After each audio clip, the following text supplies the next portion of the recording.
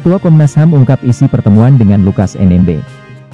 Ketua Komnas HAM Ahmad Taufan Damanik mengungkap isi pertemuannya dengan Gubernur Papua Lukas NMB yang kini berstatus tersangka di KPK. Taufan menyatakan pihaknya tidak ikut campur dalam proses hukum. Taufan awalnya menjelaskan dirinya datang ke Papua terkait pelaksanaan program Komnas HAM, yakni Dialog Damai di Papua. Taufan datang ke Papua untuk bertemu berbagai pihak, mulai dari tokoh adat, tokoh agama hingga berbagai pimpinan instansi keamanan di Papua. Kami berangkat ke Papua ini dalam rangka meneruskan dialog damai. Kemarin, bertemu dengan Jaringan Damai Papua, bertemu dengan tokoh agama, tokoh adat. Itu rutin kita lakukan, dengan Pangdam kita bertemu, dengan pihak Polda, dengan jajarannya, Kabinda dan macam-macam. Nah, dalam pertemuan-pertemuan itu tercetus juga masalah Pak Lukas NMB ini. Gimana ini? Komnas HAM bisa nggak cobalah dilihat itu kondisi kesehatan Pak Lukas, dibicarakan dengan KPK, dengan Pak Mahfud, ujar Taufan saat dihubungi, Kamis, 29 September 2022. Taufan mengatakan pihaknya kemudian mendapat undangan dari pihak Lukas NMB. Taufan dan tim Komnas HAM kemudian memenuhi undangan itu. Ada undangan melalui Kepala Perwakilan Komnas HAM untuk saya bersama tim menjenguk Pak Lukas di rumah pribadi. Kemarin saya berangkat ke sana, ketemu dengan Pak Lukas, bertemu dengan pengacaranya, Roy Rening, dengan Pak Anton dokter pribadinya, dengan Pak Yunus Wonda ini wakil ketua DPR Papua, kemudian ada lagi wakil-wakil keluarga, ngobrol lah di situ, ucapnya.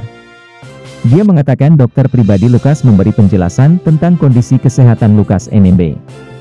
Taufan mengatakan, saat pertemuan itu, pengacara Lukas NMB menelepon Direktur Penyidikan KPK, Asep Guntur Rahayu. Dia mengatakan, dalam percakapan dengan pengacara Lukas, Asep menjelaskan KPK sudah memiliki langkah terkait penanganan kesehatan Lukas NMB. Taufan kembali menegaskan Komnas HAM tak akan ikut campur proses hukum. Ngomong sama saya juga, saya katakan, kami sangat menghormati semua langkah KPK ya, kami kesini hanya melihat kondisi kesehatan atas permintaan banyak pihak. Sudah, selesai, dari situ saya keluar meninggalkan rumah itu, ucapnya. Taufan mengatakan ada banyak massa pendukung dan warga dari suku Lukas NMB yang berada di depan kediaman pribadi NMB. Dia mengatakan perwakilan massa sempat menyampaikan aspirasi terkait persoalan yang menjerat Lukas NMB. Saya merespons, saya menegaskan, Komnas HAM tidak bisa masuk ke ranah hukum karena itu wewenang lembaga lain. Tetapi menyangkut aspirasi Bapak Ibu semua, menyangkut kesehatan Bapak Lukas NMB, kami akan sampaikan ke para pihak, KPK, pemerintah dan lain-lain, tuturnya. Lukas NMB kini berstatus tersangka kasus dugaan korupsi. Namun, KPK belum menjelaskan detail konstruksi perkara yang menjerat Lukas NMB. Lukas NMB juga telah 2 kali dipanggil untuk diperiksa sebagai tersangka. Namun, Lukas absen dengan alasan sakit.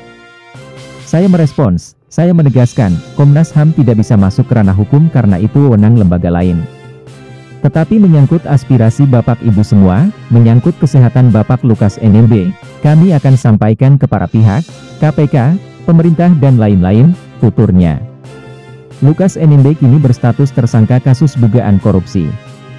Namun, KPK belum menjelaskan detail konstruksi perkara yang menjerat Lukas NMB. Lukas NMB juga telah 2 kali dipanggil untuk diperiksa sebagai tersangka.